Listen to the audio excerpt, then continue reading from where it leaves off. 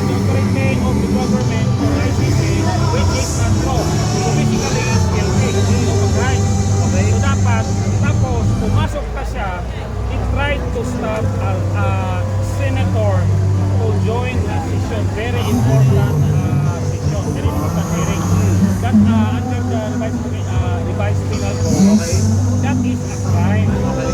So, ang pinakamababang ano niyan, contempt Trillanes sa Senate because he disrespected the Senate, he disrespected the senator, and the Senate has an inherent power of contempt to anybody that respects the institution.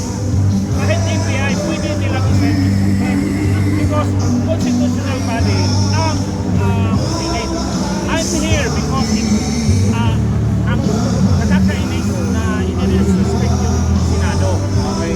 Lahat na nag-aral ng batas, alam natin that Senate as a legislative body is co-equal of the executive. Tapos NBI lang ang haras, di ba? So, kung magkaroon ng warrant kay Trillanes, I'd like to be deputized. Sana tayo, parang tayo mga DDS, would like to be deputized to arrest a traitor because Trillanes is not serving the interest of the Filipino people. He is serving a foreign interest, whoever that foreign interest that is. Okay. In fairness kay Trillanes, bigyan ko lang ng konting ano. Narinig ko kasi rin kahapon kay Senator Alan Cayetano, Senate President. Sinasabi niya parang binibigyan daw ng courtesy si Trillanes kasi nga dati ko siyang senador at dati siyang kasamahan ko, paulit. Ano masasabi niyo dyan, kasama ang John? That is not a good excuse because as a senator, as a former senator, you should be the one who should help protect the integrity of the Senate.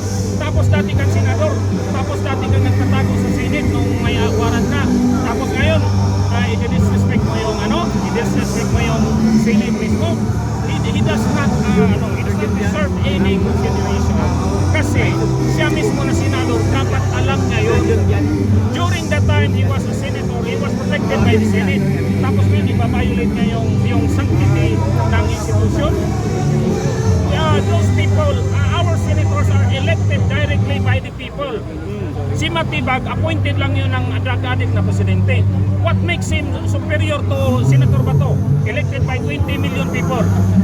So, they have disrespected the Senate. Kaya, who will protect the Senate? Tayo mga butante, tayo mga tao. Tapos yan sa kabila, pira natin ang pinagbabayad ng mga hakot na yan, mga pira natin. So, ano ang inyong masasabi para kay Senator Trillanes? Dapat bang i-declare niya kung ano ba talaga ang kanyang kaugnayan sa ICC? Isa ba siyang security ng ICC? Isa ba siyang agent ng ICC?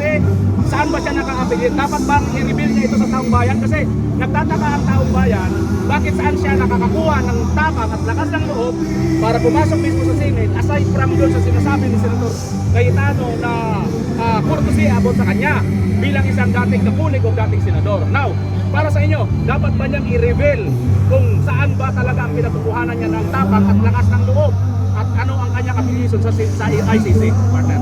Hindi magre-reveal si Trillanes kahit kailan kasi yan si Trillanes, asong ulol yan. Saya, buang na ngairo. Kung asa ang kwarta, kung saan yung pera, tatanggap yan. Walang hiya yan eh. He sold his soul to the highest bidder. Ang nakakaano ba niyan, kahit saan na lang siya, wala siyang integrity, walang principle. Tapos tuwag yan, gago na yan. Hinahihi nga yan wala naman talagang combat expression, gago na yan eh. So, Trillanes is irongbuang asong ulol, paid by the highest bidder, walang prinsipyo. Kahit na senador pa siya, kahit na PMA pa siya, siya ang pinakawalang hiya, pinakawalang silbi na naging senador sa buong Pilipinas. Alam mo si Trillanes, hindi ko nakita na may tapang talaga yan at yung siya lang. All the time, palagi siyang nakasandal sa isang institusyon. Palagi siyang parang puri lang, na matapang lang kung may kakampi. Pero sana may tapang siya na yung siya mismo yung siya lang. Walang tapang yan eh. Mga asumulo lang yan, pira-pira lang yan. Hindi yan handang mamatay sa prinsipyo. Kaya dapat makulong si Trillanes and my challenge to the Senate. Mga sirs, mga madam, against Trillanes because he disrespected constitutional body that deserves respect and honor. Dati pa siyang senador.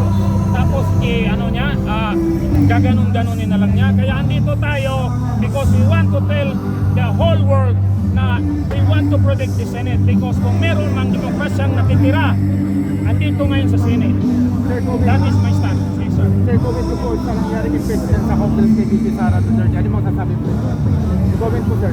Well, ang Congress sa House of Representatives, wala nang integridad dyan. Kung meron man, kunti na lang. Kaya everyday, yung mga tao, tayong mga Pilipino, masama loob natin kasi bayaran lang eh. Kaya kami sa Cebu, we are doing grassroots organizing na dapat ang manalo by 2028 si Inday Sara. Kasi pag walang leader sa taas na matino, lahat gago, lahat maging walang iya. Kaya yun ang nangyari sa atin din ngayon. Follow po sa iyo, kasamang John. Nakita natin na itong congresswoman from Cebu, si Dilmar, ay hindi po siya pumoto pabor sa impeachment. So nag-no po siya. Ano ang masasabi ninyo sa napakatabang na congresswoman ninyo ng Cebu? Yeah, si Ma'am Cute, love namin yan. May prinsipyo at talagang loyal. Pero yung karamihan ng mga congressman namin sa Cebu, mga mukhang pera, mga traidor. Kaya nakakahiya maging Cebuano.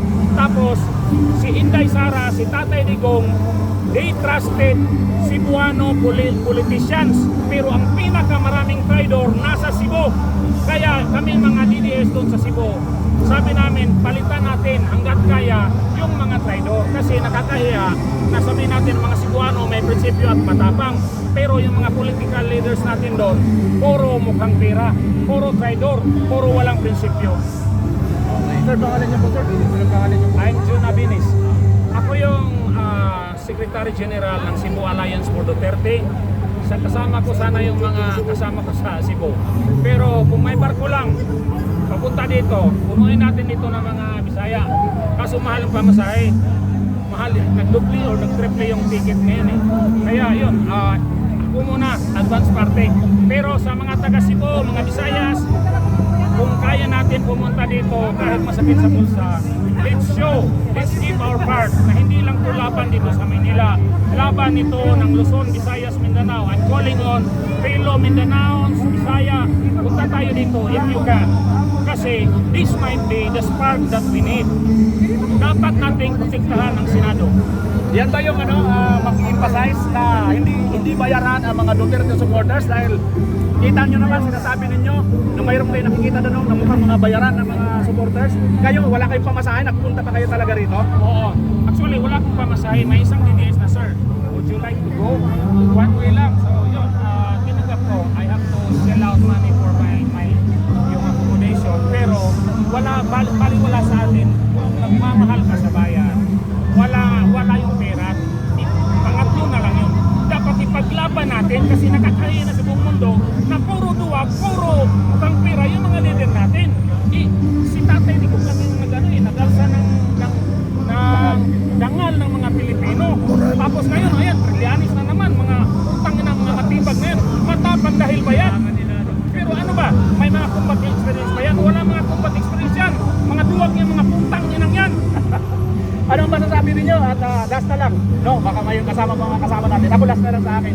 Ano masasabi ninyo na humihingi si Senator Bato na nanawagan siya ng suporta kasi may mga nakikita na po mga umaali-aligid na isang eroplano na parang it seems like parang matutulad siya kay Tatay Digong na bigla na lang, wala pang 24 hours, binitbit papuntang dahil kiniknap. Ano ang masasabi ninyo sa panawagan ni Senator Bato de la Rosa sa taong bayan? At ano ang masasabi ninyo sa taong bayan? Senator Bato, amo kang protektahan. Kung bitbiton ka, magpabitbit ni.